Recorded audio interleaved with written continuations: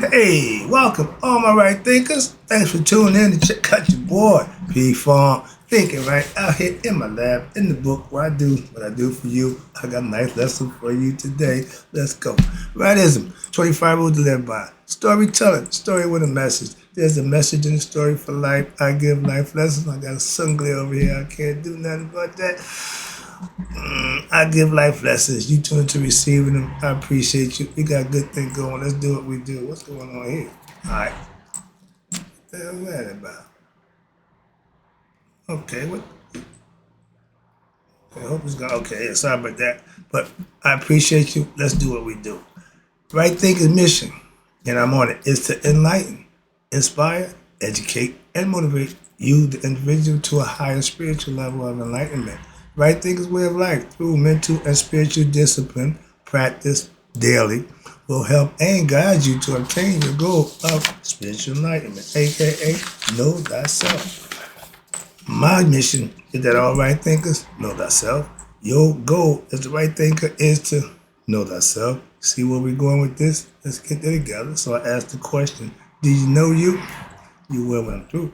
It's rhetorical, but if you don't have the answer for yourself, tune in. I can help you with that. That's what I do for you. I appreciate you too. Stay tuned. I got more for you. A person who knows not and believe and think that they know is foolish. Is dangerous. Avoid them. I do.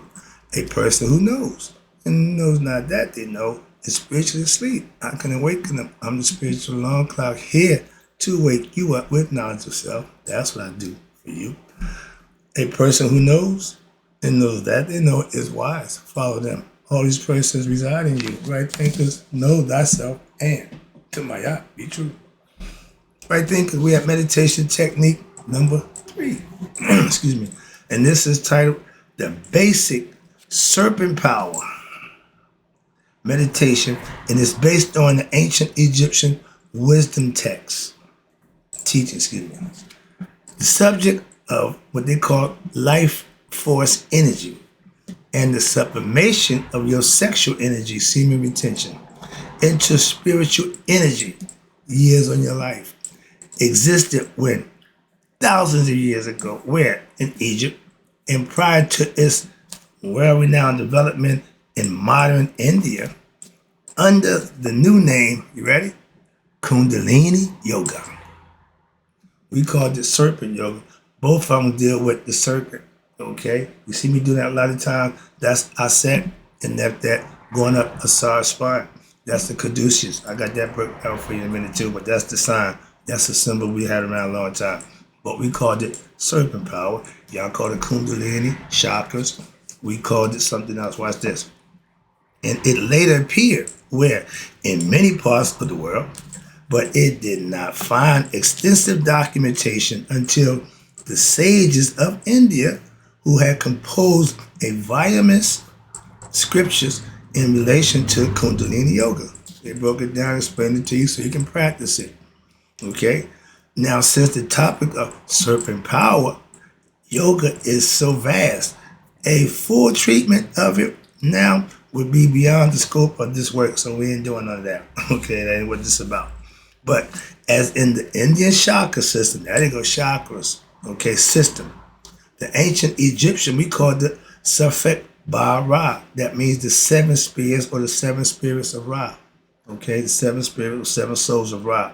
And they are related to the 7, what they call energy centers of the subtle body, meaning nervous system, which are not visible to the ordinary eye and are in the same space as your physical spine. Again, up the spinal column. Not in the same plane as the physical body, but they are linked to what they call the awakening of one's spiritual powers. Your spiritual power is their serpent power, life force, and consciousness. It goes from the bottom of the sacrum, by your butt, all the way up to here. And when it hits here, something happens. It's called enlightenment, okay? And consciousness, okay? Becoming aware.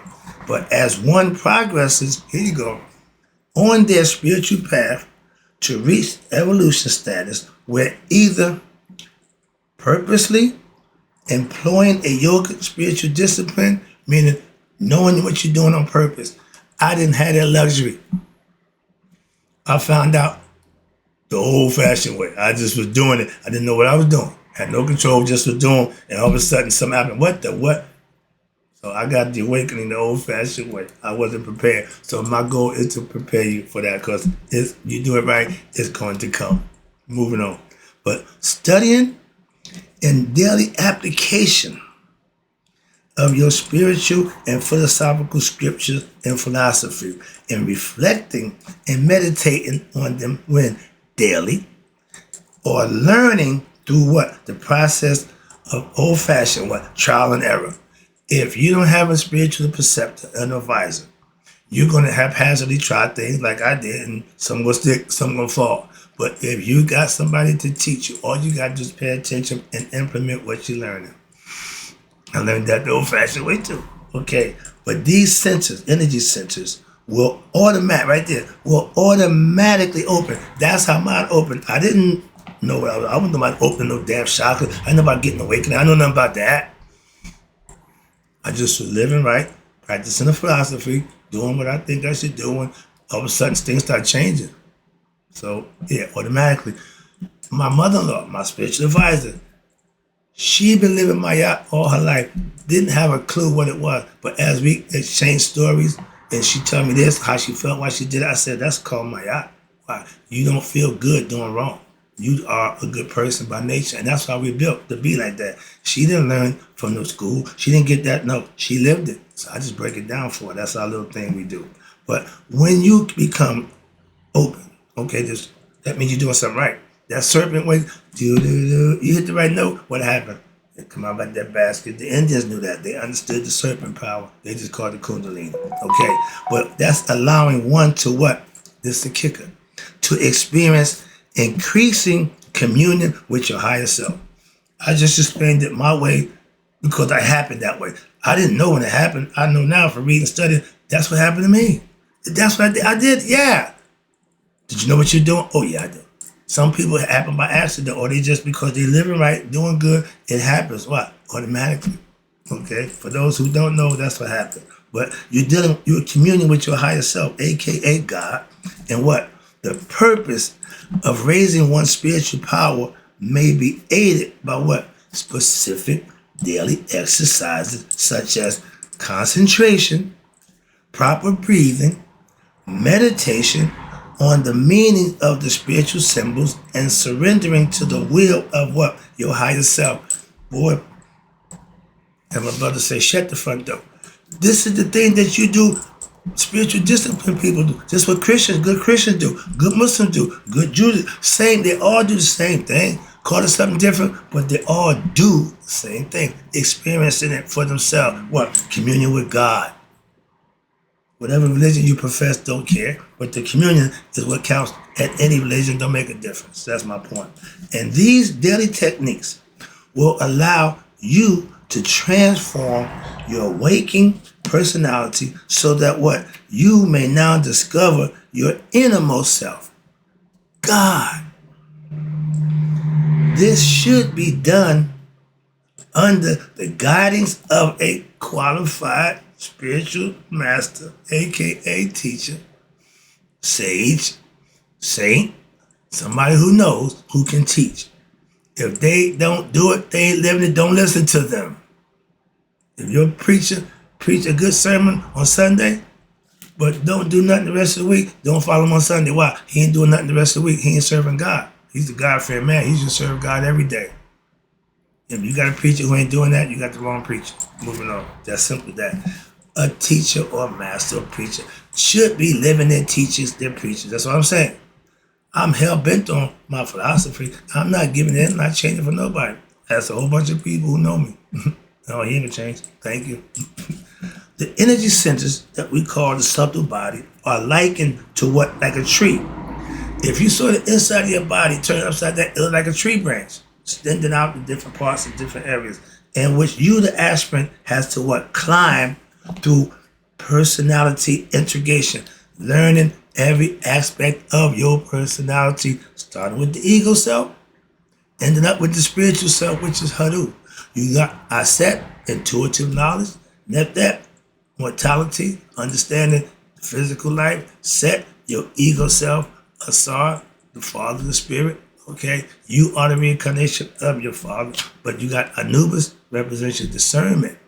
Okay, these are all aspects, and every one of the gods, they got a bunch of gods. No, you got a bunch of aspects of your character that once you can study it, philosophically understand it, you can implement it, and hence say, no, I know myself. I know thyself. Why? I studied, I practiced, and I mastered the concept. That's why. And what's this? The process of creation. Excuse me. Okay, you like it to the trees. Okay. Now, which leads, if you integrate your philosophical concepts, I gave you the breakdown of the yoga philosophies. If you intricate them intricately in your daily life, it will lead you to what? Intuitional. That's internal stuff. That represents by Aset. Okay? Realization of what? Of the transcendental self. You are not who you think you are in the physical form. You are a spiritual being having a human experience. You're just not conscious of that. My job is to get you to know that. Hence, know thyself. And in the process of creation, the creative energy manifests in the form of 6 planes of consciousness. This is the realm of phenomenal reality, which including your physical, your astral, and your mental existence. That's the 3 levels. Most people exist on the level of what? The first 3 energy cycles. I told you, Master Mason. First, second, third degree. You're not out of harm's way. You're still on the beastly nature. You know a little more than the average beast, but you still haven't reached the 4th level, which is what? Your empathy, your heart chakra. You have to get there to show compassion and empathy and concern, compassion for somebody other than yourself.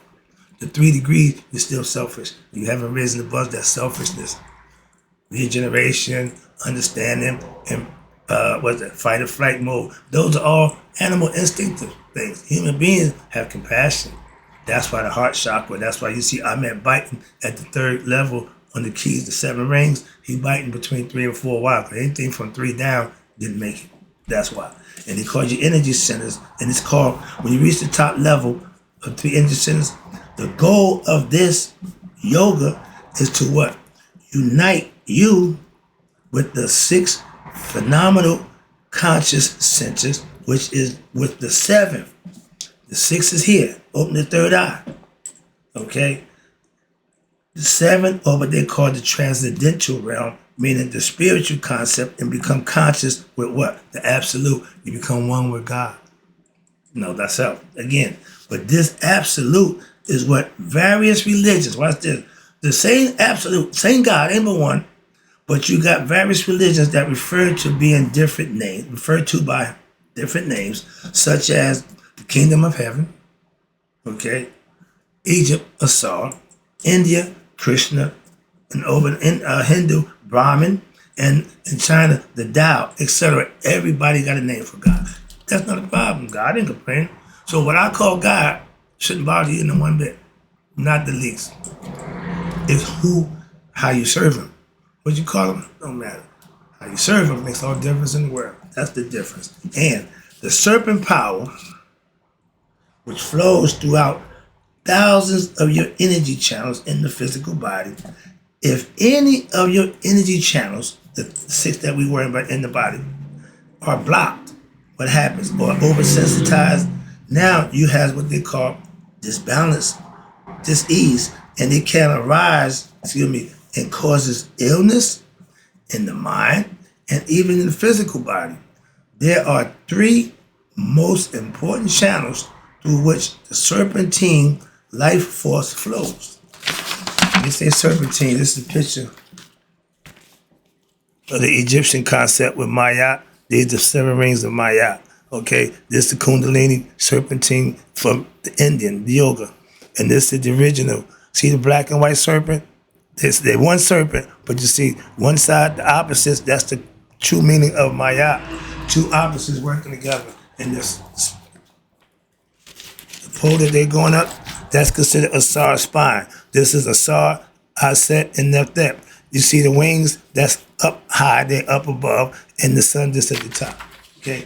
That's representing God. Right now, take the wings off. No, they got the wings off. That's the damn medical sign, okay? It's called caduceus, of staff for Hermes Trismegistus. I'll get to that in a minute. Let me get back to this lesson. So, where we at?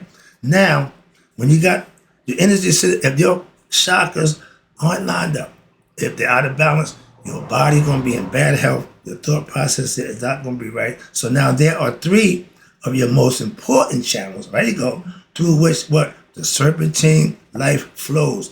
And these are Asar. Also, we call them Amun Ra. That's the spirit. The first spirit that came into physical form, that's what Asar represents. God from spirit to matter. He's the first one. And Aset, his sister, wife, she represents intuitive knowledge, wisdom from within. These are all qualities that you have to master within yourself. Oh, yeah. And you have Neptet. Again, she represents mortality. You know the physical body will die. And that's what's being displayed right here. Okay? Neptet, Aset, and Asar. That represents the caduceus. We're going to get to that in 1 second, but I want to break it down for you so you can understand it, hopefully get the understanding. All right, what's the deal here? Hold on 1 second. Excuse me. But that was the signification of what? Two females going up, the serpents, and the shaft of Asar. That's signified by the caduceus, as they call them. Right here, let me wrap this up for you right quick. And these are represented by the Egyptian caduceus. Just read the lesson. Stop talking. All right, sorry. But the caduceus of Tahuti, we know him as Tahuti. The Greeks call him Hermes, Trismegistus, 3 times great. I get to understand it. I get to break down. I ain't got time to break it for you right now, but it means something. 3 times great, meaning every realm, the physical, the astral, and the casual. He's still great in every one of them areas. Why? He's God's mind. He's still there, in which is composed of a staff, which has 2 serpents wrapped around it. I just showed you that. The 2 opposing forces, let me break it down right quick. Here you go. And the life force energy of human beings are balanced, again, by various practices of yoga in an integral fashion, using them when you need them. Okay. And this is increasing your wisdom, your reflection, your daily practice of virtuous and righteous living, and by doing so, you're purifying what? Your heart, and by having the purification of your diet, eating the right foods, exercise daily, and a specific serpent power breathing exercise. I gave that lesson before. I sit upright. I do mine sitting right here, of the spine, and into what? The head, pushing the air and oxygen to ignite what? The pineal gland, tickle it a little bit. And where there eventually will come what? Established and providing a continuous, watch this, when you can tickle your pineal gland by meditation and reach that transmitter to talk to God, to vibrate it, it will shower you of what? With bliss. They call it the liquor of Maya, to the practitioner who practices it, who does it. In this case, you. All right. I'm going to stop right now. I got another page and a half information, but I'm going to stop right there. But like I said, more coming back for you. So in closing, right, thinkers, stay with me. I got to go right now, but I'll be right back with you. But in closing, may you all live to be 100. Me, 100 minus a day. So I never know that my right thinkers passed away. I see you. I'll be right back.